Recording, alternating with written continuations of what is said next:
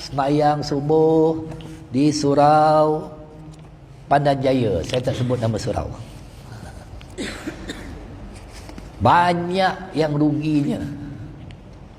Pertamanya, hukumnya makruh apabila membaca ayat-ayat Al-Quran potongan-potongan kemudian dilompat-lompat. Hukum makruh. Pergerakan, banyak kesalahannya. Yang patut diangkat tangan tidak diangkat tangan oleh orang yang memimpin di dalam semayang itu.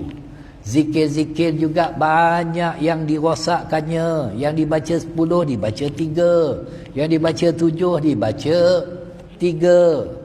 Banyak dikurang-kurangkannya. Kemudian asar pula, Masya Allah, Tabarakallah. Saya pun semayang di masjid dekat rumah saya. Tak sebut nama masjid. Sekarang kan ada basikal elektrik saya. Saya beli basikal elektrik, jadi senang saya pergi masjid, pergi surau. Jadi selepas dilantunkan azan, La ilaha illallah, kita pun semayang qabliyah asar. Qabliyah asar ini Rasulullah bersabda, Man salla arba'a raka'atin qablu asri haramallahu bada'ahu alan nar. Sesiapa yang solat 4 rakaat sebelum asar, Allah akan mengharamkan badannya daripada api neraka. Itu kita biasa buat 4 rakaat. Selepas salam 2 rakaat saja, dah qamat dah. Tak bagi peluang langsung. Malah ada orang yang belum lagi bagi salam. Tok Bilal dah qamat, kenapa buru-buru? Kalau tak nak beramal, bagi orang lain beramal. Orang baru lagi tahiyat akhir, yang 2 rakaat, belum sempat nak buat 2 rakaat lagi dah. Di masjid saya semalam asar, dah qamat dah. Kelang kabut orang nak semayang. Itu kata bukan ahlinya bila memegang tampuk memimpin umat pada hari ini. Orang yang biasa buat 4 rakaat, dia seronok buat 4 rakaat. Sebab dia tahu. Kerana barang siapa man salla arba'a raka'atin qabla asri haramallahu badanahu 'alan nar. Sesiapa yang solat 4 rakaat sebelum asar, Allah akan mengharamkan badannya daripada api neraka. Tak nak ke? Tiba-tiba kita, orang belum habis 2 rakaat dah qamat dah. Ni kata Tok Bilal, Tok Imam ni tak kerti bahasa betul lah. Saya cakap terus-terang lah. Allahu Rabbi, itu sebab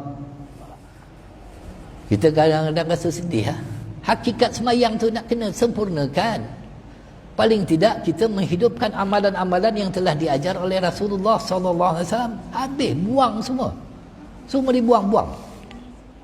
Itu yang sedihnya. Bila sebut tak nak dengar pula. Ada masalah. Ini masalah. Orang yang memimpin semayang ni. Allahu Akbar. Minta maaf lah, Masjid Nur Hidayah sampai 5 imam. Kadang-kadang seorang pun tak ada. Dah laku juga yang terpaksa naik. Imam 5. Allah. Sedih kita tengok akhir zaman. Ketika tak bertugas, yang 4 orang tu mana pergi? Kita pun fikir, mana pergi? Jadi kita tak boleh nak salahkan orang awam kalau tak pergi ke masjid. Kalau tok imam sendiri pun tak datang masjid ketika tidak bertugas. Saya cakap terus-terang ya. Imam yang dilantik bertugas di sesuatu tempat, mesti ada pada tempat tersebut sebagai amanah. Jaga tempatnya. Jaga rumah masing-masing.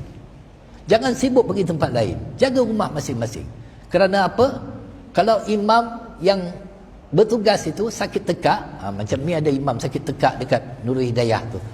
Tiap kali nak semayang berdehem. Batal semayang orang. Jadi boleh dikeluarkan, gantikan. Ini tak, masing-masing berkira. Aku tak bertugas, kau bertugas, kau pergi. Aku tak bertugas, aku MC.